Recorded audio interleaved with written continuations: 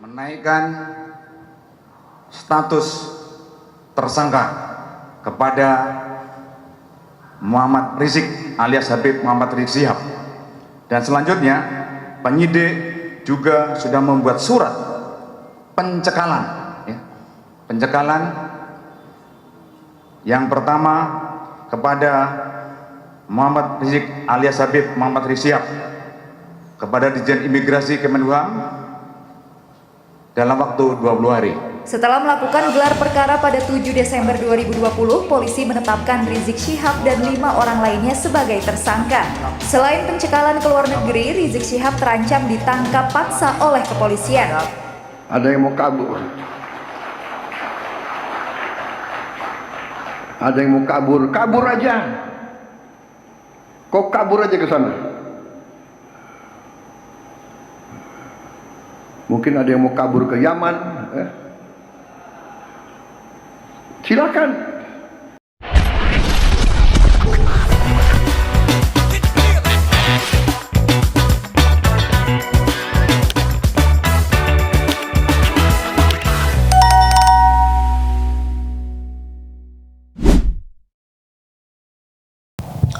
Assalamualaikum warahmatullahi wabarakatuh, sahabat pelita yang dirahmati Allah ya. Ketemu kembali dengan channel ini, semoga sahabat pelita dalam kondisi sehat walafiat dan tentunya masih dalam limpahan dan lindungan yang maha kuasa. Dalam video ini kita sama sekali tidak mau menyudutkan kelompok si A, kelompok si B tentang apa yang terjadi, entah itu kemarin, entah itu yang baru saja sekarang ya, tentang statement-statement para petinggi di negara kita yang mungkin banyak orang-orang tersentil ya dengan ucapan-ucapannya. Tetapi dalam video ini sekali lagi tidak ada maksud untuk menyudutkan pihak manapun. Jadi buat sahabat pelita langsung saja disimak keseluruhan videonya ya. Karena apa? Ketika kita melihat hanya sebatas cuplikan video, takutnya terjadi kesalahpahaman dalam memahami mungkin sebuah video yang sempat beredar di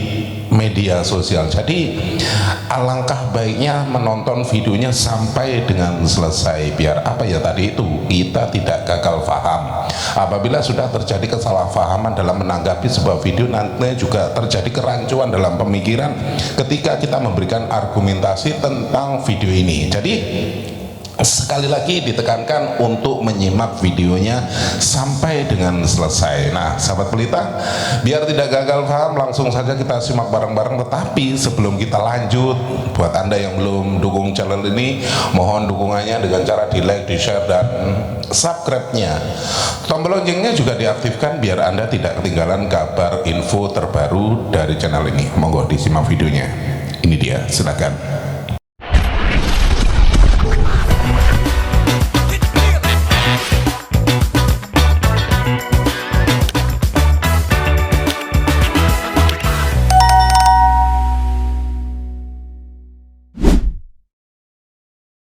Dan saya katakan saya mendukung Rhoma Irama untuk mengklarifikasi soal Habib ini. Karena saya terganggu dan tersinggung terhadap perkembangan ini sesudah saya melihat tiap mau tidur saya lihat YouTube pertengkaran Rhoma Irama, Imaduddin, Gus Abbas dengan para habaib itu luar biasa, menimbulkan pro kontra. Lalu saya lihat apa sih masalahnya. Kalau saya sendiri pribadi, mau Habib itu turunan Nabi atau tidak, kalau salah ya kita koreksi, tidak apa-apa. Tetapi yang lebih dari itu, kemudian ternyata muncul klaim-klaim bahwa Republik Indonesia itu ada karena Habib.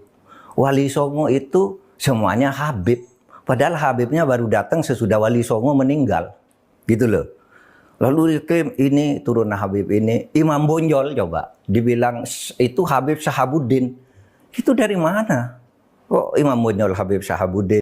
Satu lagu sebujur bangkai Rhoma Irama lebih mulia dan lebih manfaat bagi umat Islam daripada ceramah 70 habaib.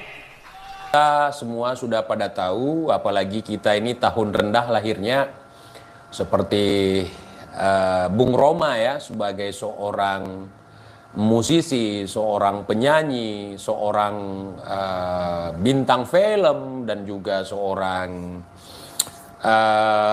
penulis naskah ya, penulis film ya, Masya Allah.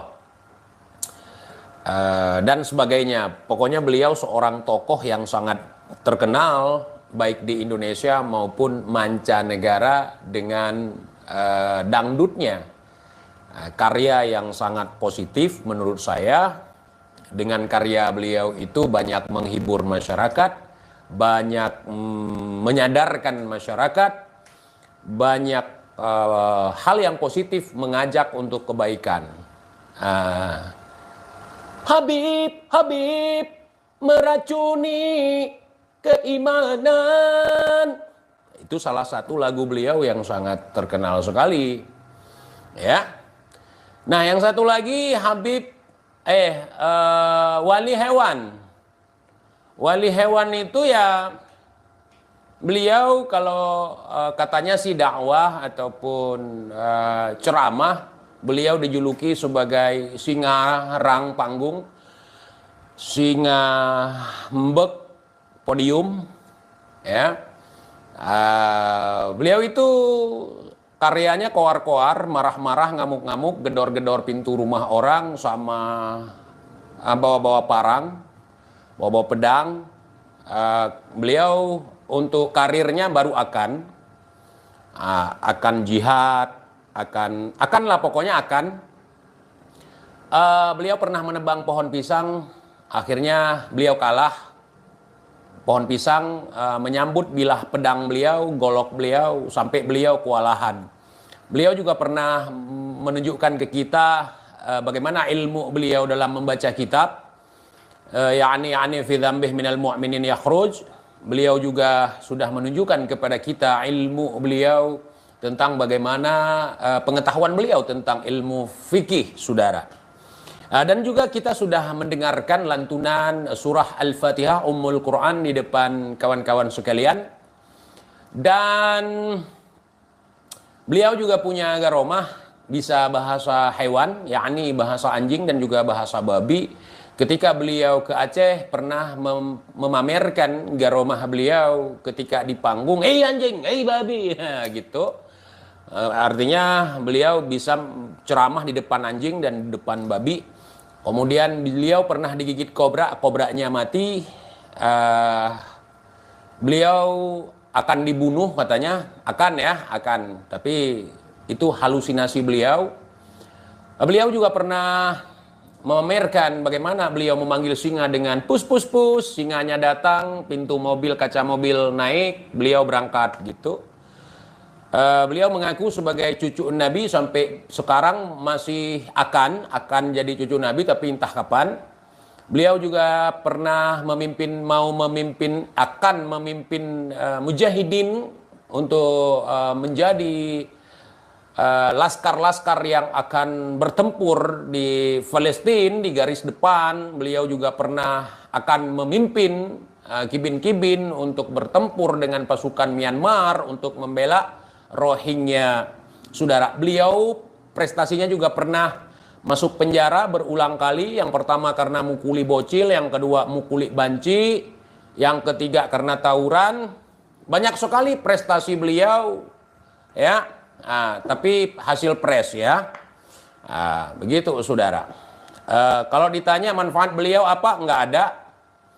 Sedangkan wali dangdut itu manfaatnya sangat banyak sekali. Salah satu saya pribadi ya. Saya pribadi dengan lagu beliau waktu masa muda saya itu sangat menggelegar. Sangat banyak, terutama yang berjudul, saya nggak tahu judulnya tapi liriknya begini. Kenapa yang enak-enak itu yang dilarang? Itu. Kenapa berzina itu haram? Makanya saya karena lagu begitu ya, saya sadar gitu. Sehingga ketika saya dekat dengan perempuan yang bukan hak saya, yang tidak halal untuk saya langsung keingat gitu. Gitu ya. Mungkin kita ketika mendengar ceramah kadang kita lupa gitu. Tapi ketika ada lagu Bung Roma yang tentang itu ya saya jadi ingat lagi gitu. Begitu, Masya Allah. Dan tidak ada lagu Bung Roma yang menyesatkan saya pribadi ya, tidak ada. Dan yang paling berkesan saat ini saya sudah melihat ya fenomena saat ini ya. Dan lagu beliau itu sudah lama gitu, kayak beliau meramal melalui lagu gitu, lagu dangdut beliau.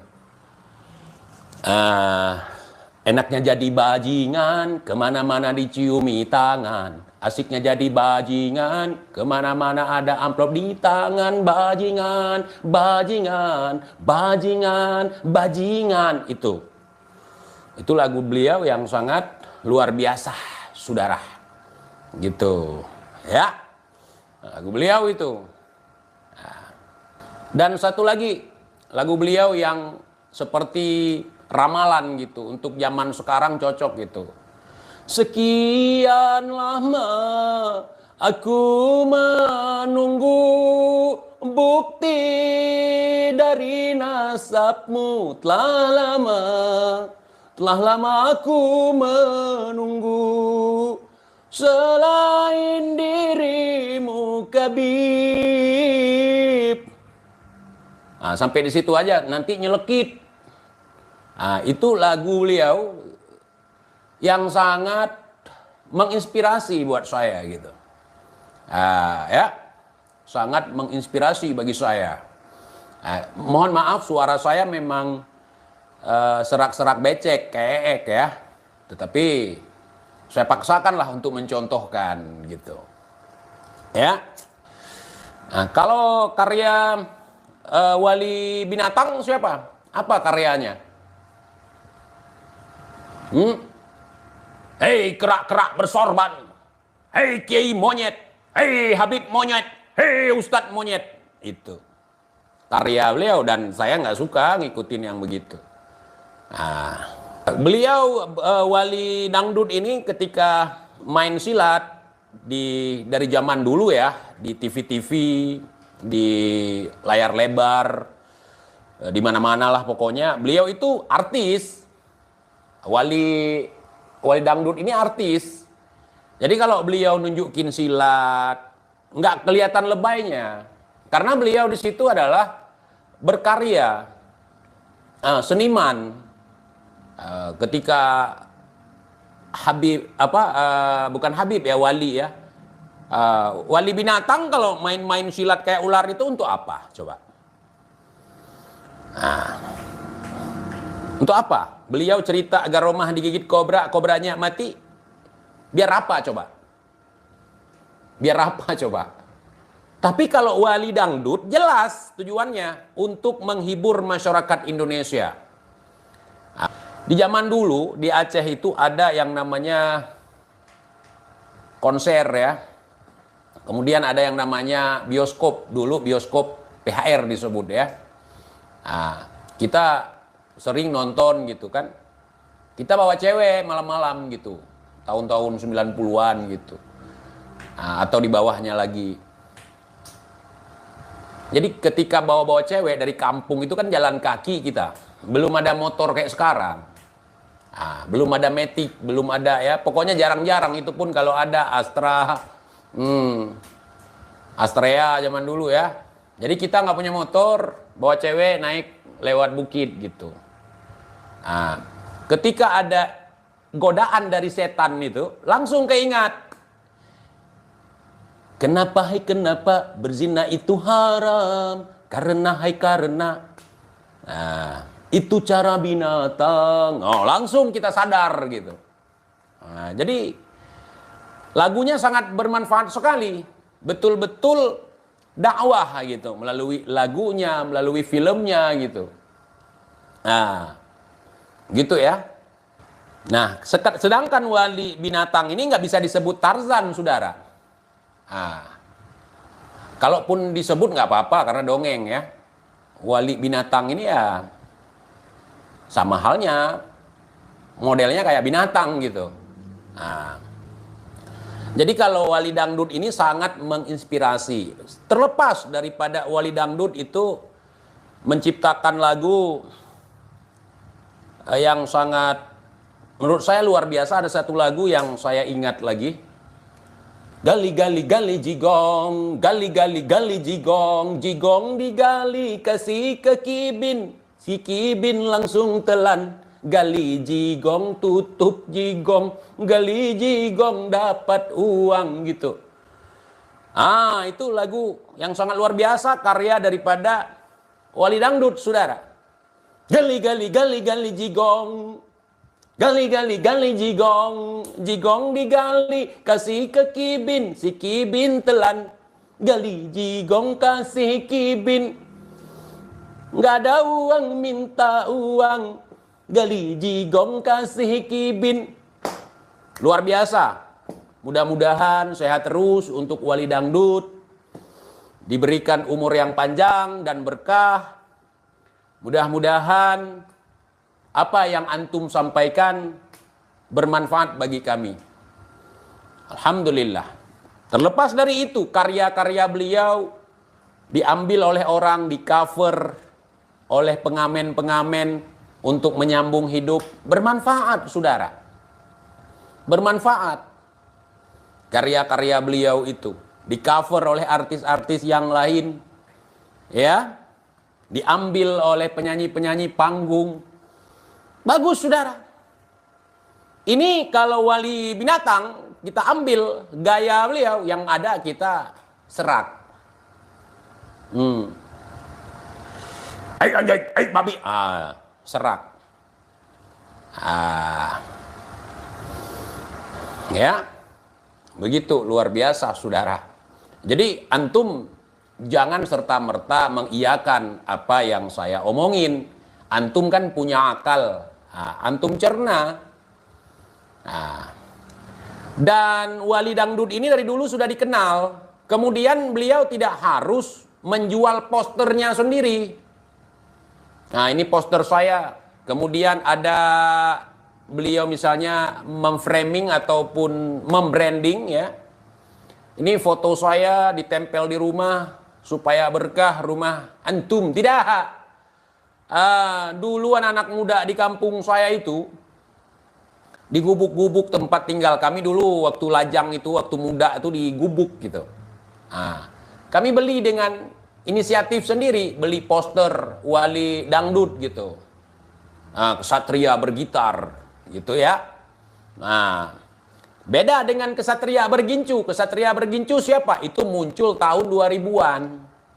Kesatria Bergincu. Dan beliau ini, Wali Dangdut ini, padahal beliau artis. Tentu artis itu ketika manggung tidak jauh dari yang namanya make up artis.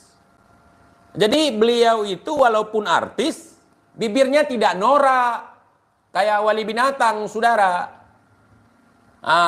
Kemudian beliau itu tidak narsis. Walaupun beliau ngartis, tapi tidak narsis. Kalau kesatria bibir merah atau kesatria berjigong, nggak ada manfaatnya. Cerita datuknya. Jadi nebeng sama datuknya yang tidak jelas supaya dapat panggung. Sementara Wali Dangdut beliau berkarya. Dari karyanya beliau dikenal di seluruh Indonesia, saudara. Kira-kira bermanfaat mana? Bermanfaat Wali Dangdut atau wali hewan, saudara? Wali binatang, saudara? Yang digigit kobra, kobranya mati. Manfaatnya apa? Menaikkan status tersangka kepada Muhammad Rizik alias Habib Muhammad Rizik Syihab. Dan selanjutnya penyidik juga sudah membuat surat pencekalan, ya. Pencekalan yang pertama kepada Muhammad Rizik alias Habib Muhammad Rizik Syihab kepada Ditjen Imigrasi Kemenhum dalam waktu 20 hari. Setelah melakukan gelar perkara pada 7 Desember 2020, polisi menetapkan Rizik Syihab dan 5 orang lainnya sebagai tersangka. Selain pencekalan ke luar negeri, Rizik Syihab terancam ditangkap paksa oleh kepolisian. Kuasa hukum FPI masih akan membahas langkah selanjutnya terkait penetapan status tersangka pimpinan FPI Rizik Syihab oleh kepolisian. Jadi kita tim kuasa hukum masih akan berdiskusi lebih lanjut, kemudian akan menentukan langkah-langkah terkait dengan dinamika yang ada di mana saat ini sudah jadi tersangka informasinya. Seperti itu, kita juga belum menerima secara resmi ya ada panggilan atau apa terkait hal tersebut. Seperti itu. Posisi Habib Rizik sekarang di mana? Untuk keamanan saya tidak bisa mengungkapkan, mohon maaf, seperti itu.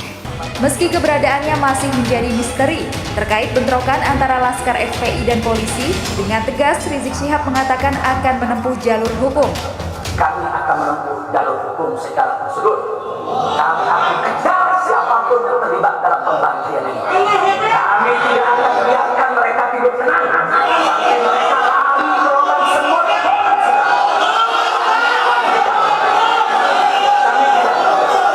Maka itu saya minta kepada seluruh rakyat dan bangsa Indonesia, tahan diri, sabar. Kita hadapi dengan elegan. Kita tempuh prosedur hukum yang ada. Karena kalau prosedur hukum ini ditempuh dengan baik, insya Allah semua akan terbongkar ya. Meski semangat mematuhi jalur hukum saat kepolisian melakukan pemanggilan, Rizik Syihab kembali tidak memenuhi panggilan polisi Kamis 10 Desember. Direktorat Reserse Kriminal Umum Polda Jawa Barat akan segera melayangkan surat pemanggilan kedua bagi Rizik Syihab untuk dimintai keterangan sebagai saksi terkait kerumunan massa di Megamendung, Kabupaten Bogor. Tim Liputan CNN Indonesia. Sahabat Pelita yang dirahmati Allah ya, keseluruhan video sudah kita simak bareng-bareng ya. Semoga kita bisa mengambil hikmah dari apa yang sudah kita tonton dan kita bisa menjadikan sebuah pelajaran, entah itu dalam hidup kita, entah dalam kegiatan kita sehari-hari, bahkan dalam bertutur kata. Banyak orang terkeliru ketika menanggapi sebuah video, banyak orang terkeliru ketika melihat ya, entah itu antara suka dan tidak suka yang namanya ketika menonton video itu pastinya sumber-sumber berita yang mungkin ada yang pro, ada yang kontra, yang namanya berita yang pasti yaitu tadi ada pro dan kontranya, dan di sini kita tekankan apabila kita kontra ketika memberikan sebuah argumen, sekali lagi ketika kita berdiskusi itu harusnya menyatukan misi, biar apa ya, persatuan dan kesatuan kita itu tetap terjaga, sahabat Pelita ya. Banyak dari kalangan kita itu ya, sekali lagi ketika pro dan kontra, yang kontranya itu karena mungkin kurang suka, yang ketika pro itu janganlah memandang atau melihat sesuatu dari kacamata Anda sendiri dan memaksakan kehendak ketika memberikan sebuah argumen. Orang ketika mencintai membabi buta itu semua yang mungkin keluar dari apa yang sudah disampaikan. Mungkin ada sosok yang mungkin dicintai ya dalam video ini. Satu contoh lah, orang-orang yang mungkin selalu memberikan ceramah dan lain sebagainya. Dan orang itu kebetulan merupakan idola ya, junjungan lah katakanlah ya, seperti itu. Sehingga apapun yang keluar dari mulutnya ataupun ucapan-ucapannya itu selalu dibenarkan, walaupun kadangkala itu ada unsur yang mungkin kesalahan ya dalam memberikan wejangan, memberikan tausiah dan lain sebagainya. Jadi tekankan ketika melihat sesuatu ataupun mendengarkan sesuatu itu, lihat, dengarkan apa yang dibicarakan, bukan lihatlah siapa yang berbicara. Karena ada kerancuan ketika kita melihat siapa yang berbicara, pastinya begitu. Karena di kalangan kita itu ketika melihat ketika ada orang yang memberikan sebuah nasihat ataupun sebuah petunjuk, pasti akan dilihat siapa orangnya. bukan apa yang dinasihatkan. Inilah ya, sekali lagi yang ditekankan, jangan melihat sosok, tetapi dengarkan apa yang disampaikan. Walaupun sosok itu mungkin ya dalam pandangan kita itu merupakan seorang yang alim, yang mungkin ya dalam kacamata kita itu tidak pernah melakukan kesalahan, tetapi apabila memberikan statement ataupun nasihat ada unsur kekeliruan, langsung katakan, oh salah. Bukan begitu ya, walaupun kita meminta nasihat, tetapi apabila nasihat itu malah menjerumuskan, kita pun bisa menolaknya, sahabat pelita ya. Karena dalam diri kita itu harus bisa berpikir secara nalar, sahabat pelita ya. Dan tentunya banyak dari kalangan-kalangan kita itu selalu yang mungkin dalam ranahnya dianggap sebagai alim ulama dan lain sebagainya, tetapi dalam konteksnya itu selalu membuat keonaran, entah itu memprovokasi jamaahnya untuk tidak setuju dengan pemerintahnya dan lain sebagainya. Kan banyak seperti itu ya, mengajak mengadu domba antar sesama. Dari sinilah kita harus paham, harus jeli dan bisa mengkoreksi apa yang harus kita sortir ya, apa yang harus kita simak ya. Jadi buat sahabat pelita yang dirahmati Allah, gunakan akal pikiran yang waras, biar apa?